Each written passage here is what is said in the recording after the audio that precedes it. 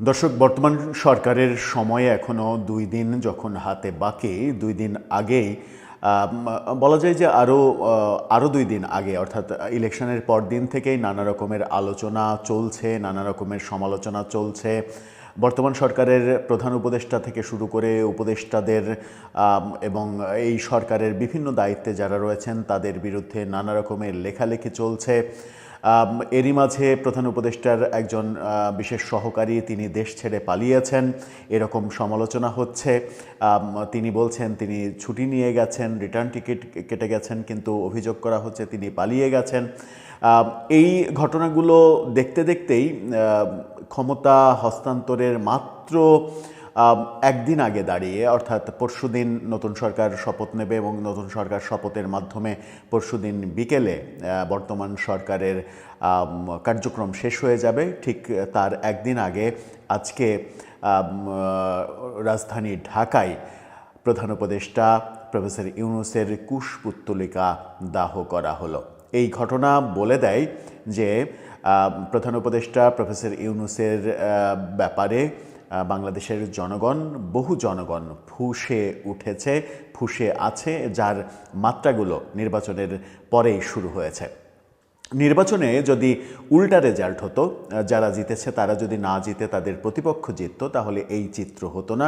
অনেকটা প্রফেসর ইউনূসই ক্ষমতায় আছেন সেরকমটাই মনে হতো এবং প্রফেসর ইউনূসকে রাষ্ট্রপতি করার ব্যাপারটাও মোটামুটি চূড়ান্ত ছিল। কিন্তু গণেশ যেহেতু উল্টে গেছে, সেহেতু এখন এরকম পরিস্থিতি দেখতে হচ্ছে।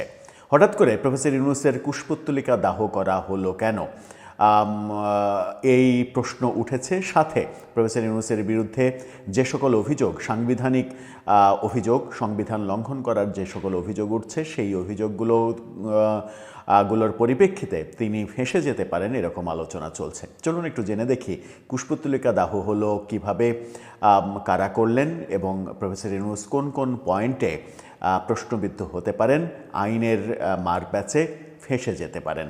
থাকবেন পলিটিক্স টিভির নিয়মিত আয়োজনে।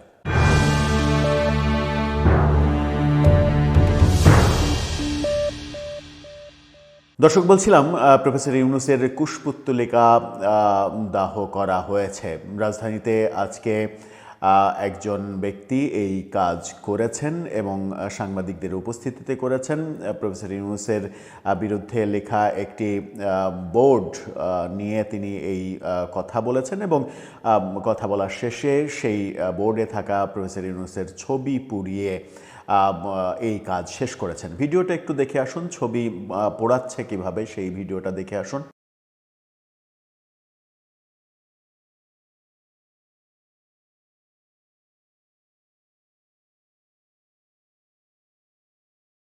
এই যে ঘটনা ঘটলো, এটা খুবই খারাপ একটা ঘটনা ঘটলো, খুবই খারাপ একটা দৃষ্টান্ত তৈরি হলো।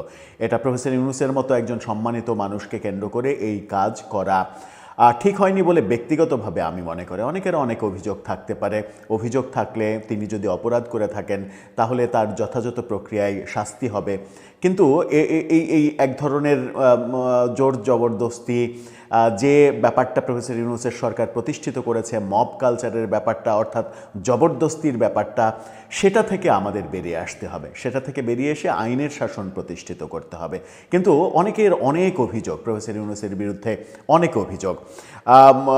বিএনপিপন্থী এক বিশ্লেষক তিনি সংবিধানের বিভিন্ন অনুচ্ছেদ, বিশেষ করে 93 অনুচ্ছেদ এবং 48-এর 3 অনুচ্ছেদ উল্লেখ করে বলছেন প্রফেসর ইউনূস এই 2 অনুচ্ছেদের প্রেক্ষাপটে বড় ধরনের ফাঁসা ফেঁসে যাবেন। কি বলছেন তিনি, চলুন একটু আলোচনা করি।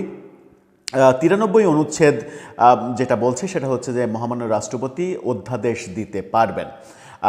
যে কোনো একটা প্রয়োজন হলে, সংকটের জন্ম হলে রাষ্ট্রপতি অধ্যাদেশ দিতে পারবেন। আবার 48-এর 3 অনুচ্ছেদ বলছে প্রধান বিচারপতি এবং প্রধানমন্ত্রী নিয়োগ ছাড়া বাংলাদেশের রাষ্ট্রপতি সংবিধান অনুযায়ী একা কোনো সিদ্ধান্ত নিতে পারবেন না।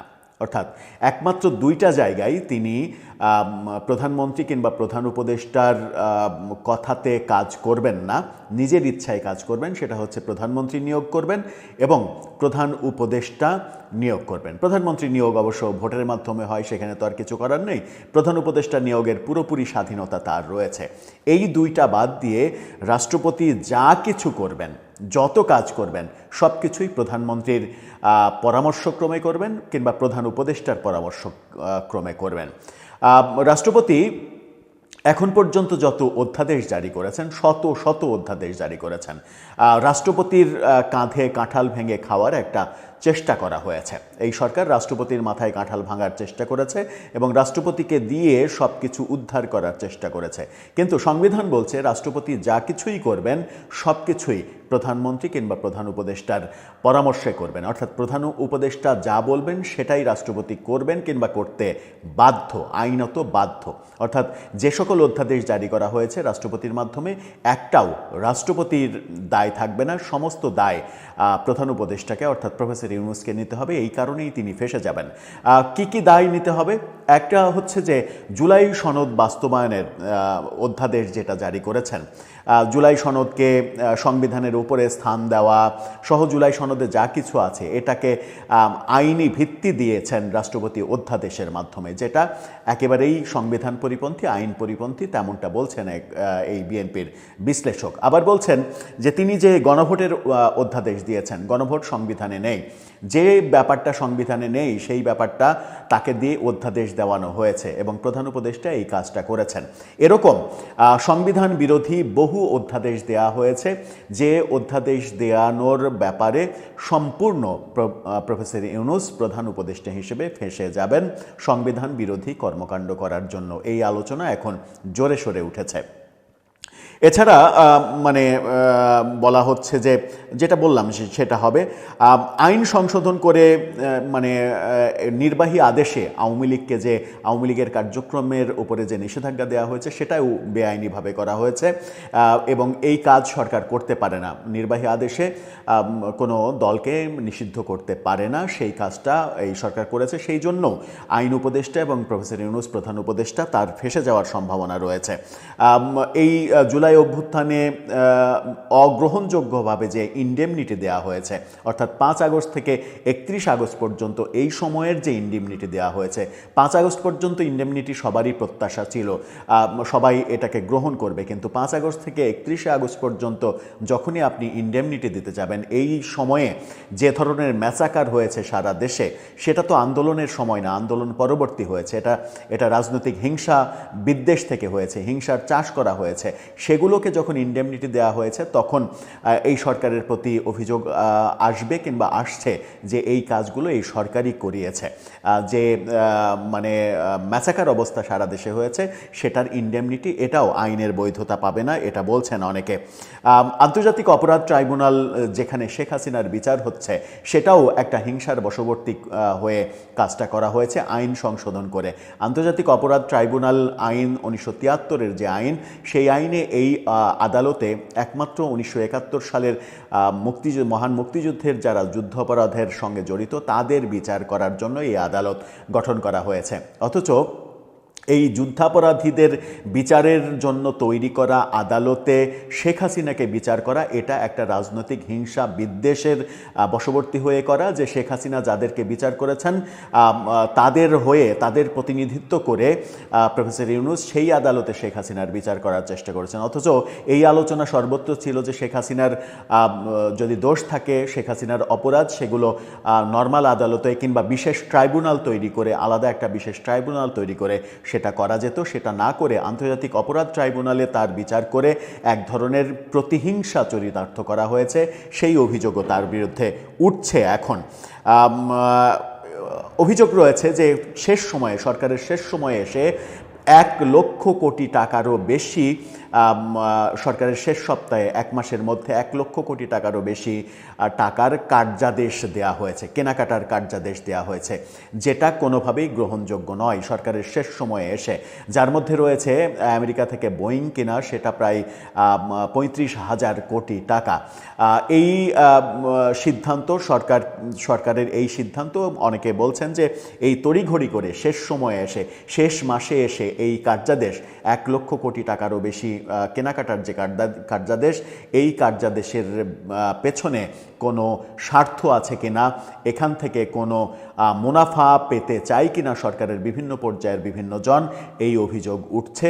এবং এই যে তড়িঘড়ি ক্রয় আদেশ দেয়া, এটার পেছনে কোনো অসৎ উদ্দেশ্য থাকতে পারে বলে অনেকে মনে করছেন, এবং এই কার্যাদেশের মাধ্যমে পরবর্তী সরকারকে একটা বিপদের মধ্যে ফেলে গেছে প্রফেসর ইউনূস সরকার।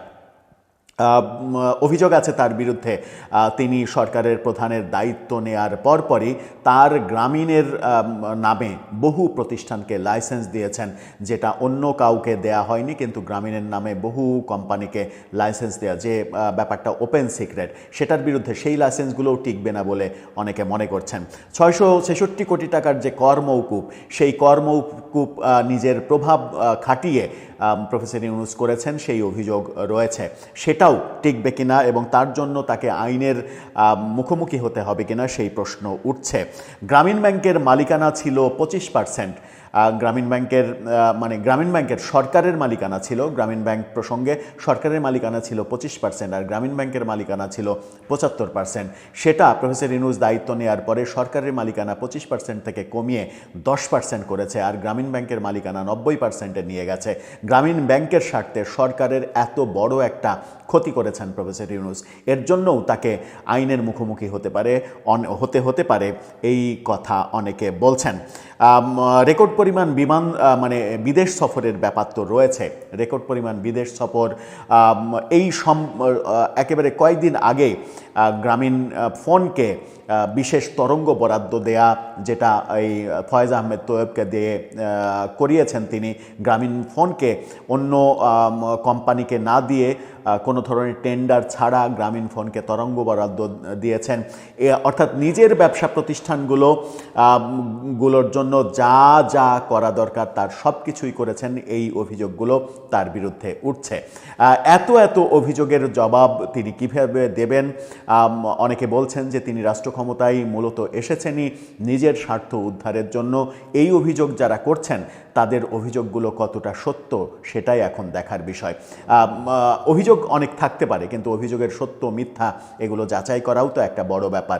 যদিও তার বিরুদ্ধে যে মোটা দাগের অভিযোগগুলো রয়েছে সেগুলো বোধহয় যাচাই বাছাই করার নতুন কোনো প্রয়োজন নেই, কারণ সেগুলো একেবারে ওপেন সিক্রেট। আমরা সবাই জানি তার নামে যে মামলা ছিল সেই মামলা প্রভাব খাটিয়ে সরকার সেই মামলাগুলো তুলে নিয়েছে, এটাও একটা বড় ব্যাপার। তিনি আদালতে ফেস করেননি, আদালত ফেস করতে তিনি ভয় পেয়েছেন, ভয় পাওয়ার কারণে সরকার সেই মামলাগুলো তুলে নিয়েছে। সরকারের প্রভাব খাটিয়ে মামলা তুলে নেওয়া এই ব্যাপারটা বলে দেয় যে মামলাতে দেয়ার হ্যাভ সামথিং রং, এই কারণেই তিনি ফেস করতে ভয় পেয়েছেন। এরকম নানা অভিযোগ তার বিরুদ্ধে রয়েছে। গত 1.5 বছর ধরেই এই অভিযোগগুলো অনেকটা চাপা সুরে ছিল, কিন্তু নির্বাচনের পরে বিএনপির নিরঙ্কুশ সংখ্যাগরিষ্ঠতার পরে এই অভিযোগগুলো একেবারে সামনে আসছে, যার প্রতিফলন আজকে দেখলাম রাজধানীতে তার কুশপুত্তলিকা দাহ করা হলো। এটা তার জন্য অনেক বেশি অপমানজনক। এতটা অপমান তাকে করা ঠিক হয়নি বলে ব্যক্তিগতভাবে আমি এখনও মনে করতে চাই।